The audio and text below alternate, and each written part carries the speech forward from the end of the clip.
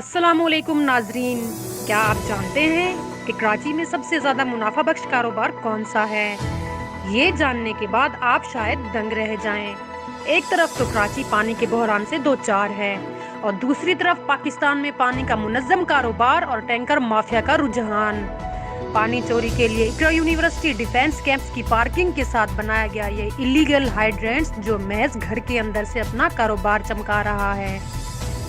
ना ही किसी किस्म की कोई परमिशन, ना ही कोई कागजी इजाजतनामा, पानी की नाजायज सप्लाई फी टैंकर 3000 रुपए की मद में बेचा जा रहा है और एक दिन के तकरीबन 200 टैंकर्स की सप्लाई की जा रही है। गोया इस हिसाब से एक दिन का 6 लाख रुपयों का काला धंधा खुलेआम किया जा रहा है।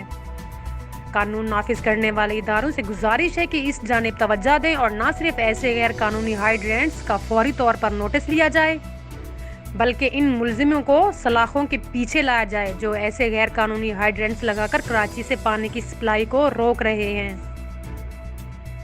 कैमरामैन जुबैर अली के साथ किरण वजीर, यंगस्टार टीवी न्यूज़, कराची।